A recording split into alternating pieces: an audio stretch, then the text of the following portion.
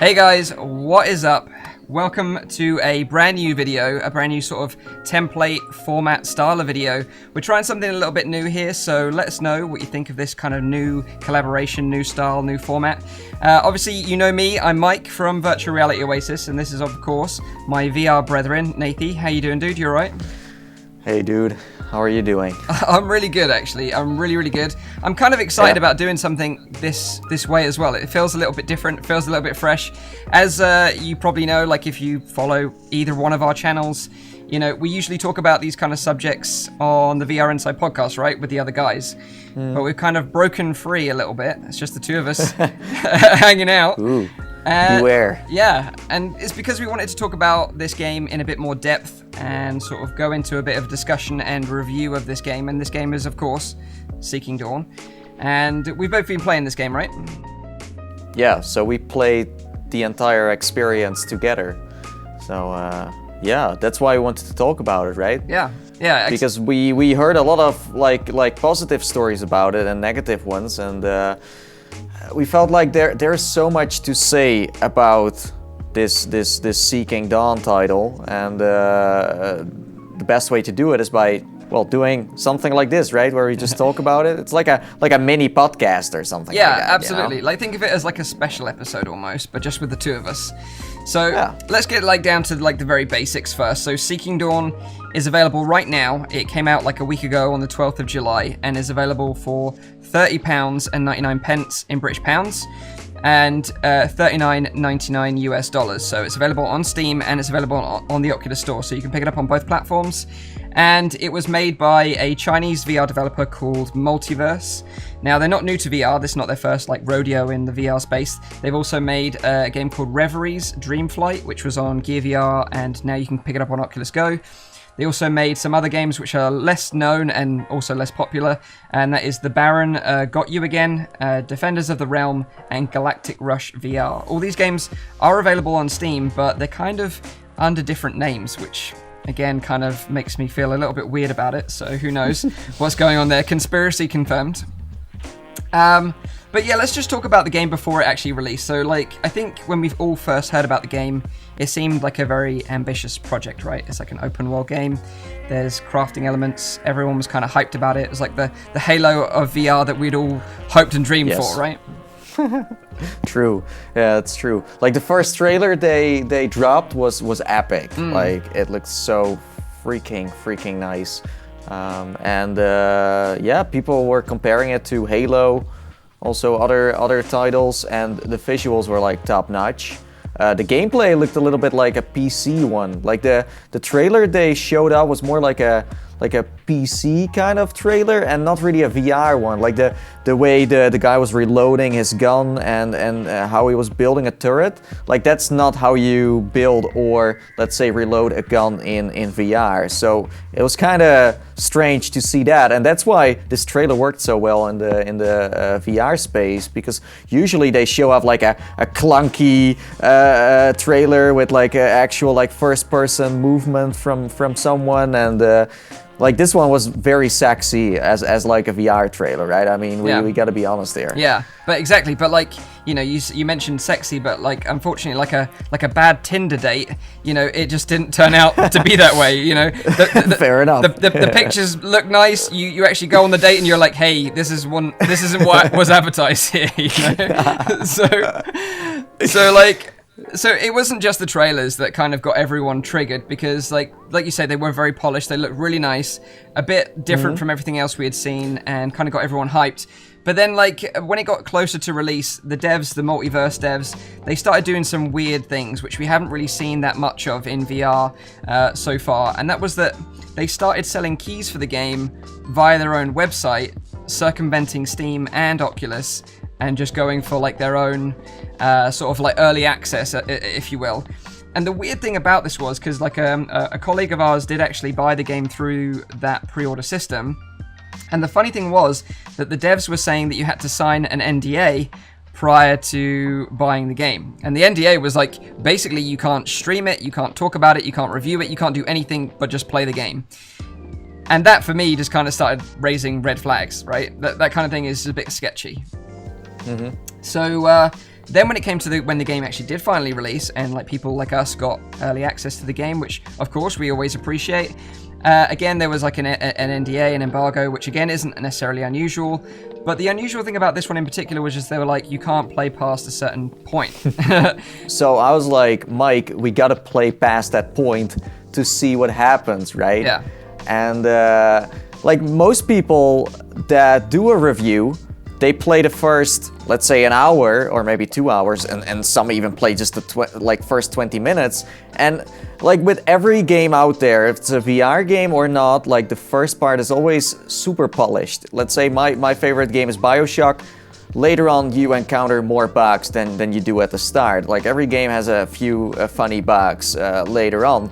And we were like, we need to play past one point so we can actually show the true game off, because then you can discover if, let's say, the gameplay doesn't start to get repetitive, if there are no bugs that are game breaking, stuff like that. Yeah. So yeah. Exactly. So the warning signs were there from the beginning, but you know, we're sort of like to go in with a sort of a clear mind, you know, try and remain as impartial as we possibly can without sort of, you know, being biased in any way. Yeah. So we checked the game out, and let's talk about some of the positives first, because I think there are a few positives to this game before we get into some of the stuff that maybe we didn't enjoy so much. And let's start off with the graphics, because I think this is probably one of the game's strongest points. You know, I think the game looks very appealing. You know, it's got these beautiful vistas at points and sort of stunning alien landscapes. You know, there's all sorts of stuff going on. You know, different colors, different lighting effects, and then there's also like these little creatures that are just milling around as part of the universe that won't necessarily attack you. They're not enemies, but they're just there as part of the scenery, which all makes it kind of feel like this living, breathing world, which is really cool, right? And then, you know, some other positives are like, you know, you've got different options for locomotion, which I know most games nowadays do, but it was a problem back in the day. But, you know, you've got teleport, blink, smooth locomotion, and also it's kind of got like a neat running mechanic as well, right? So yeah, and that's something you don't see that much. Like most VR games you play don't use the swinging loco that much, but this is like a game that combines walking locomotion with swinging locomotion, and that's interesting. That's something unique, something different we haven't seen before. And the cool thing about the running mechanic was that basically you just pushed forward on the thumbstick if you had a touch controller, and then you just swing your arms and then you run, and it just felt like a very natural mechanic for running. I thought it felt great, and it's, like you say, one of the very few games I've ever experienced that kind of locomotion in before, so very cool indeed.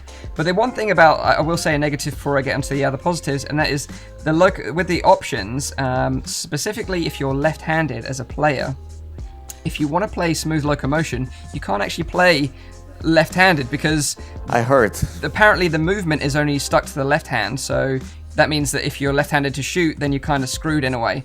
But, you know, this is something that's probably easily fixed. You know, I would imagine in an update in the future, this could easily be patched out. But for left-handed players right now, unfortunately, you're kind of left out if you want to play smooth. It's like a tiny little thing, like a lot of developers forget. Like you usually don't, because most people are right-handed. Like there's rarely someone out there that is left-handed. Yeah.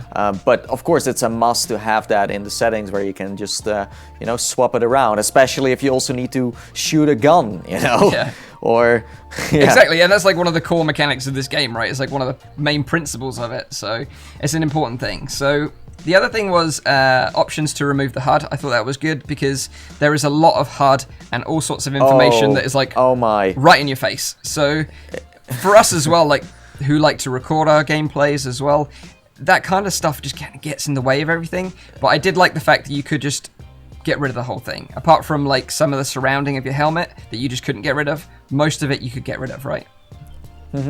Yeah, the HUD was a little bit too much in my opinion, but at least they had the like option to like turn it off.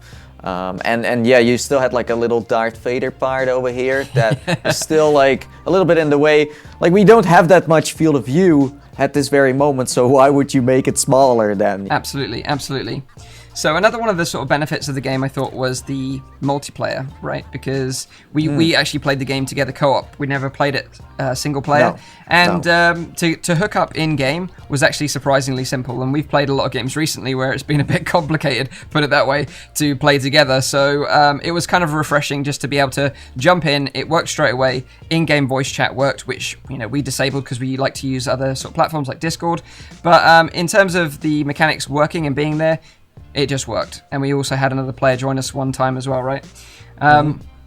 So we played twice on 2 different occasions. We played sort of nearer to release, and then we played, what was it, this morning? We played? It feels like it was a long time ago, even though it's no, just... No, I was like, yeah, I think so. Yeah, a lot has happened since this morning. So, like, yeah, we did play this morning. It's been a long day. Time flies. It does. It does. So yeah, we played this morning, and we've played for a good, like, sort of few hours now, and we've sort of tested some different things, different parts of the game, and we've gone way past when they originally said to not go past for an initial embargo review, just to sort of see what it is behind those sort of hour progress. So what did you think of our initial sort of playthrough? Because initially I kind of thought, it ran you through a little tutorial first, and then you kind of like drop podded into the world, and then we could hook up together. But funny thing was that you didn't go through the tutorial first, you just kind of joined me, and because you didn't go through the tutorial, you didn't have any guns. No, it didn't give me anything. So I was like, Mike, I don't have anything, what should I do? So then I played the tutorial, and then it matched up. But then we found out that for some reason when you play this co-op, when you play the multiplayer, we both have our own objectives in a way. We noticed that there were guns on the table, and I could grab the guns, but you were like, where are the guns now? Yeah, I said, like, I just picked them up. Yeah. But for some reason there should be, like, let's say if you get a gun, there should be another one for the player. Yeah. Yeah, so it acts like a single player. Yeah. Sometimes, and sometimes it acts like a multiplayer. It's like switching around, and it's very strange. And that happened, yes, at the start. It happened when we started to craft things, and I don't know what's going on with that. Sometimes it can be annoying. Like, I had to do things for you because I was the only one with the guns. Yeah, exactly. And the weird thing is, like, for a co-op game, you can't actually, like, I can't drop any ammo on the floor for you to pick it up. Like, we couldn't share weapons or share ammunition that way. We kind of just had to gather resources together to then craft it, and then I could just, like, leave it on the floor after I've crafted it from the machine, and then you could pick it up, but not, like, hot swap it on the go, which was kind of a bit of a shame. So that was kind of like the multiplayer element of it. But let's talk about some, like, bugs and crashes and stuff. Like, a lot of users are reporting that they had bugs and crashes. I don't think we actually came across anything really that bad, but I think we're both using pretty OP machines to run this game, so it's not like we're running, on the sort of lower end of the spec. We didn't encounter anything like that, did we? No performance issues, like, at all.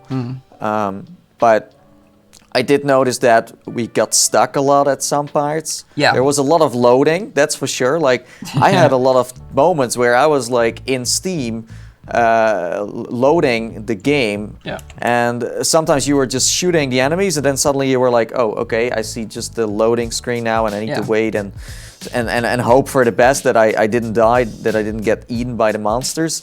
So that's the only thing I noticed, and I was playing it on the Vive. I'm not sure, you were playing it on the Rift, right? Right. So did you also notice any, like, loading moments? Yeah, of course. So like you mentioned, if Nathie went up way ahead and got to the objective before I did, let's say I was just kind of admiring the landscape, and he triggers the loading, then it just drags me along with him, and I have to load with him. So that can kind of be a little bit immersion breaking, but it's kind of one of those things, if you're playing together, it's kind of one of those things you have to deal with, I guess. So let's talk about crafting, because what I didn't necessarily understand when I saw the trailers for the game, or sort of when I was researching the game, I didn't realize that crafting was such a huge part of this game, right? And to give you an idea, like Nathie mentioned, you have this kind of base of operations. That's where you have, like, these workshop machines that you can create to craft weapons, craft ammo, all sorts of other things that you're going to need to progress through the game.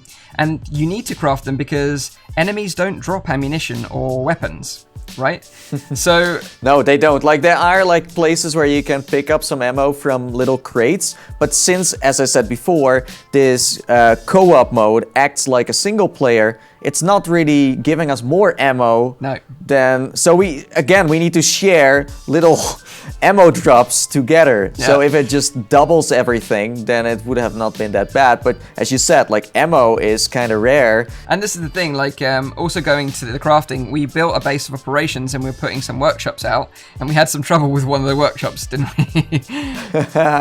Yeah, you screwed up with that. Yeah, one. so it was that part, was just something dumb. Yeah, part bad design, part me being a noob. But basically, I planted a workshop facing the wrong way in a corner, and we couldn't actually access it to craft the ammo. So basically, to circumvent that, we had to change our settings to teleportation, and then we could teleport behind it, and then craft the ammo and then drop it.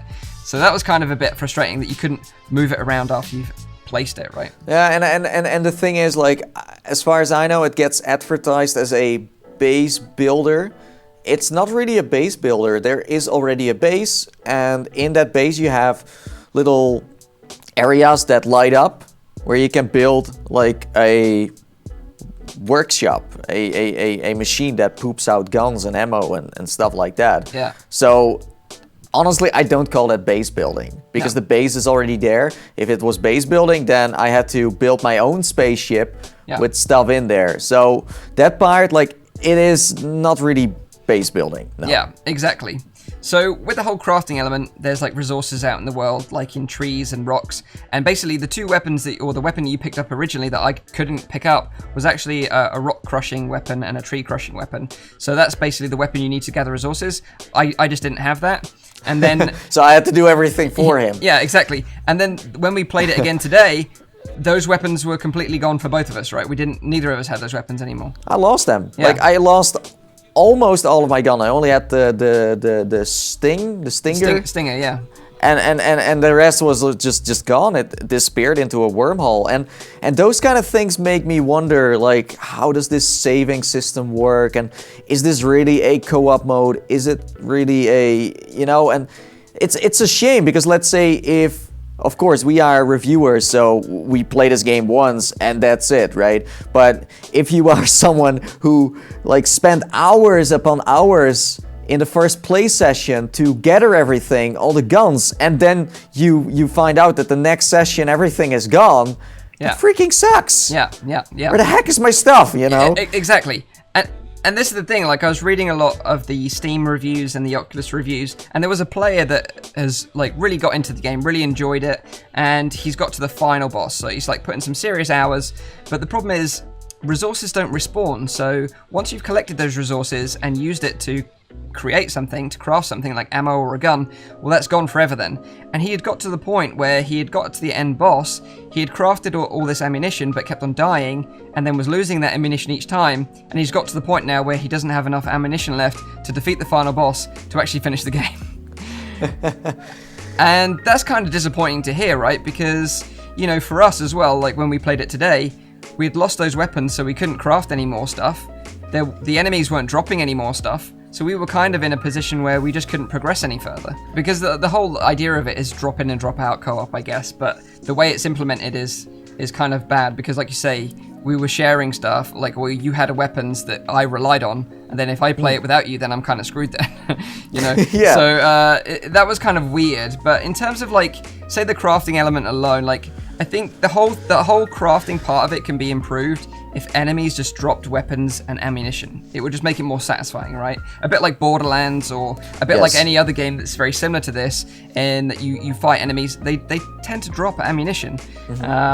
But this kind of crafting mechanic, it just means that you could go and venture off into a mission. If you don't have enough ammo, you're screwed midway. You have to turn around, go back home, and craft some more. It needs to be a mix of two things, where you sometimes need to craft ammo, but that you can just combine with ammo you find. Yes. And that's all you need. Plus, what I would love to see is that the resources you need to collect are everywhere, but you don't know what they look like. So if you could just use maybe a scanner to find the right spots, or let's say in your objective screen there's a picture of what you need to destroy exactly, then that would help a lot. Because if you now want to craft ammo, it says this and that, but you don't know where you need to find that. No. and you're like, okay, let's just destroy the entire place and just hope something pops up I can use. Yeah, that's right. Because there's two like types of rock that we encounter and two types of tree that we encounter, but they all look very similar, right? It's very difficult to tell the difference. Okay, so let's move on to survival, because this is one of the biggest frustrations I had with the game. Because, and it was just the most infuriating and annoying features of this game. And, I get that some people are going to be like, yeah, Mike, but yeah, I like survival games and I play The Forest all day long. And that's great. But, when this dude is telling you in your ear, damn, I'm thirsty, every freaking 10 seconds, it literally just makes you want to throw yourself off the edge of, the landscape, right? And just, end it all. Just say, I'm not playing this game anymore. And the problem is this happens so frequently, and you have to constantly feed and drink all the time to stop this guy from saying it. And explain what you did to circumvent this issue. So I just muted the entire game. The entire game. Yeah, first I tried the sound effects. Yeah. Didn't work out, and then I also turned off the music, but I mean, this guy saying, damn, I'm thirsty is not really a soundtrack, so yeah. That didn't work. And then I just turned up everything and I put some ABBA as background music. And that was fine. But the thing is, there's nothing wrong with this guy saying that he's hungry or thirsty, okay? First of all, he should just say it once every, 5 minutes. That's cool. But the problem is that, so yes, you need to refill your water and food after a while, because it tries to act like a survival game, but in the end it isn't, because it has no impact on you. You can still run as fast as you want, even with low water and low food. It doesn't affect you at all. It doesn't. It affects health, though, I think. I think it does drain your health, I think. So you could die if you didn't do it.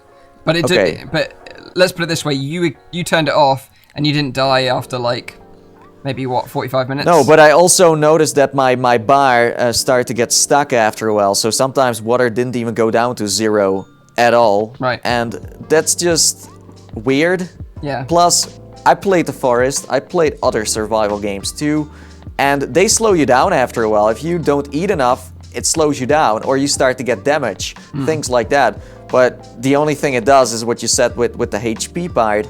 But if you really want to be a survival game, then just putting 2 meters in the screen where you need to eat alien burgers and things like that, that's not enough. Yeah. If you want to be a survival game, then go for that survival aspect. Yeah.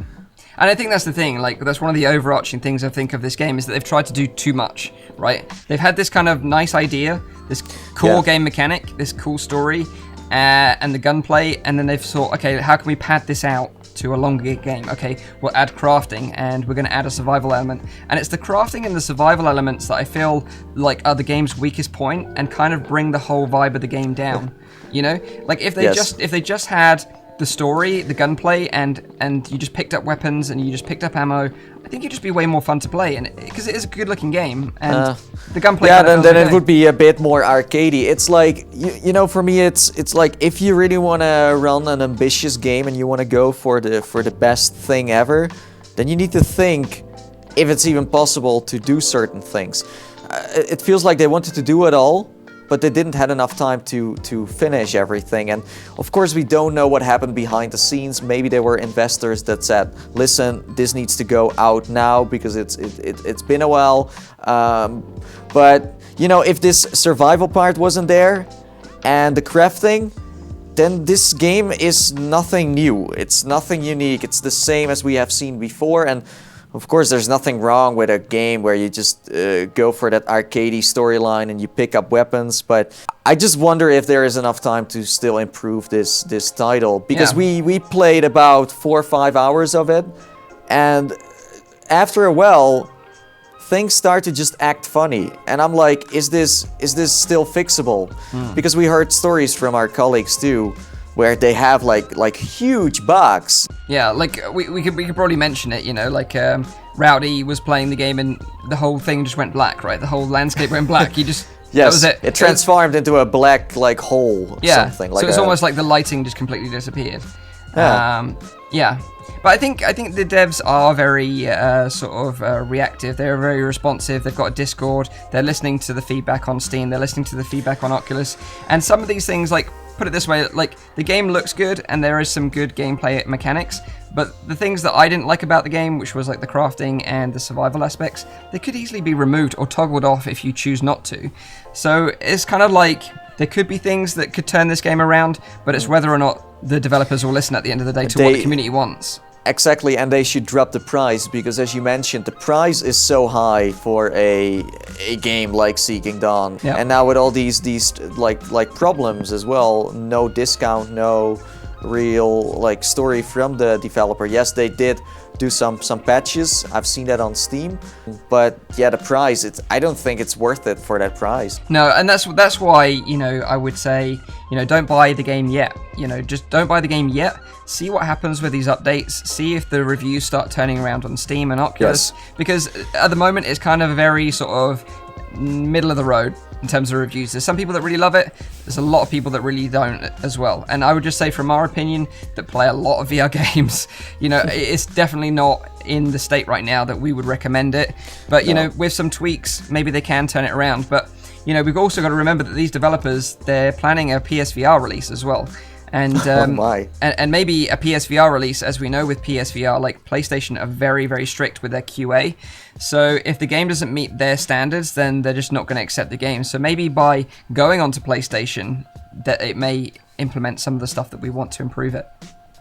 Yeah, I just wish they would have been more open from the start. Like, it was clear that with the trailers they tried to hide the fact that things weren't finished up yet and that things didn't work. And then even when people could play test it and give feedback, they were still trying to hold them off. And I think that's wrong. And with a trailer, you know, like, every year a trailer comes out, it always looks more epic than it really is. This one was showing out things that I haven't seen in game. Like, there was a slow-mo mode, like bullet time. Yeah. Never used that. The way you could build a turret, of course, didn't work like that. You just spawned it and it popped up. And it's the same with the weapons. Like, you don't reload weapons yourself, right? They just... It just happens. Yeah, no, I totally agree. So, you know, we shall see what happens with this game in the end. But I know there'll be a few people out there that say, hey, Mike, Nathie, like, why are you hating on this game? Don't you want VR to be a success? And it's like, of course. Of course. We want VR to be a success, but we need great games for VR to be a success, because I don't think people that are used to sort of very polished pancake games coming over right now are going to be very pleased with a product like this. So this is kind of why we do this. It's not to really hate on a game or hate on a developer or anything. It's kind of to give some sort of criticism as well, because I know that developers do watch these videos sometimes and maybe take some of the criticism on board. So maybe if you have got an opinion about this game, then I would love to know in the comments down below as well.